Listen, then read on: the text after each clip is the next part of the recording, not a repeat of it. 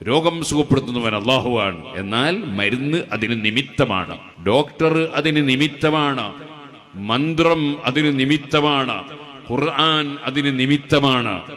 നിമിത്തങ്ങളുമായി ബന്ധപ്പെടൽ അള്ളാഹുവിനെ തള്ളലല്ല, അള്ളാഹുവിൽ പങ്കുചേർക്കലല്ല. നിമിത്തങ്ങളുമായി ബന്ധപ്പെടാൻ അള്ളയും റസൂലും പഠിപ്പിച്ചതാണ്. ചിലരെ ധാരണ നിമിത്തങ്ങളുമായി ബന്ധപ്പെട്ട ശിർക്കാവുന്ന അള്ളാഹുവിൽ പങ്കുചേർക്കലാവുന്നത്. എങ്ങനെ പങ്കുചേർക്കലാകുക? അള്ളാഹു വെച്ച നിമിത്തങ്ങളുമായി ബന്ധപ്പെടും. ഞാനൊരു പ്രസംഗം കേട്ടു, പ്രസംഗിക്കുന്നത് ഒരു ജമാഅത്ത് ഇസ്ലാമിന്റെ മൗലവി, പ്രസംഗം സംഘടിപ്പിച്ചത് മുജാഹിദി.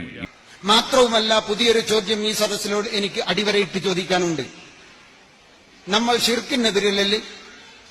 അള്ളാഹു അല്ലാത്ത ഒരുത്തന് കീഴ്പ്പെടുകയോ അവൻ പറയുന്നത് അവനും കൂടി കൂടിയെങ്കിലേ അള്ളാന്റെ പണി മുഴുവനാകുമെന്നോ വിചാരിക്കുന്നത് ശിർക്കല്ലേ?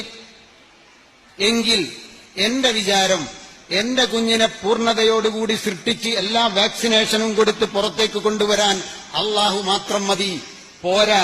അള്ളാന്റെ കൂടെ ഡോക്ടർമാരും ഗൈനക്കും കൂടെ കൂടണമെന്നാണ് വിചാരമെങ്കിൽ അത് ശിർക്കാണ്, കൊടിയ ശിർക്കാണ് എന്ന് വിശ്വസിക്കുന്ന ആളാണ് ഞാൻ.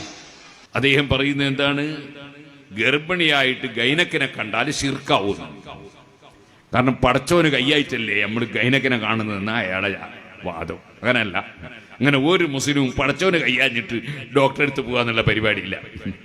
അല്ലാഹു തആല നിശ്ചയിച്ച നിമിത്തം എന്ന നിലക്ക് ഡോക്ടറെ സമീപിക്കും.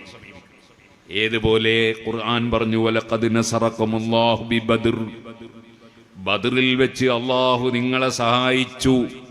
ഖുർആന അവിടെ തന്നെ റബ്ബ് പറയാണ്, ഇത് തഖൂലു ലിൽ മുഅ്മിനീൻ, നബിയെ തങ്ങൾ ഈമാനുള്ളവരോട് പറയുന്നു, അലൻ യക്ഫിയകും അൻ യുമിദ്ദകും, അല്ലാഹു തആല നിങ്ങളെ സഹായിച്ചാൽ നിങ്ങൾക്ക് പോരെ, ബിസലാസത്തി ആലാഫിൻ മിനൽ മലായികത്തി മുൻസലീൻ, 3000 മലക്കുകളെ ഇറക്കി സഹായിച്ചാൽ.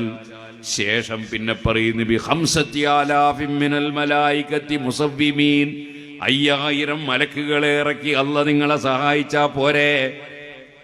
സുബ്ഹാനല്ലാഹ്, മലക്കുകളുടെ സഹായം അല്ലാഹു വെച്ച നിമിത്തമാണ്.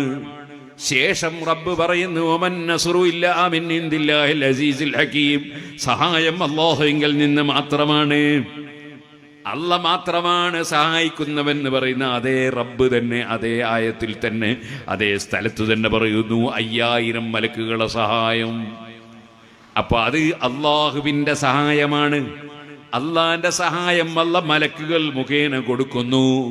അള്ളാഹുവിന്റെ സഹായം പണക്കാര് മുഖേന കൊടുക്കുന്നു, ഡോക്ടർ മുഖേന കൊടുക്കുന്നു, മരുന്ന് മുഖേന കൊടുക്കുന്നു, യന്ത്രം മുഖേന കൊടുക്കുന്നു, തന്ത്രം മുഖേന കൊടുക്കുന്നു. അതേ പലത് മുഖേനയും റബ്ബ് കൊടുക്കുന്നു. കൂട്ടത്തിൽ മലക്കുകൾ മുഖേന കൊടുക്കുന്നത് പോലെ അമ്പിയാക്കൾ മുഖേന കൊടുക്കുന്നു, ഔലിയാക്കൾ മുഖേന കൊടുക്കുന്നു. കൊടുക്കുന്നവൻ അല്ലാഹുവാണ്, സഹായിക്കുന്നവൻ അല്ലാഹുവാണ്. അതുകൊണ്ട് മുസ്ലിമീങ്ങൾ ഉറക്കെ പറയുന്നു, ഇയ്യാക നഅ്ബുദു വ ഇയ്യാക നസ്തഈൻ, സർവ്വ വിഷയത്തിലും നിന്നോട് തന്നെ ഞങ്ങൾ സഹായം ചോദിക്കുന്നു. കാരണം ആരിൽ നിന്ന് എന്ത് സഹായം എപ്പോൾ എത്ര എങ്ങനെ എവിടുന്ന് കിട്ടിയാലും അതെല്ലാം അല്ലാഹുവിന്റെ സഹായമാണ്.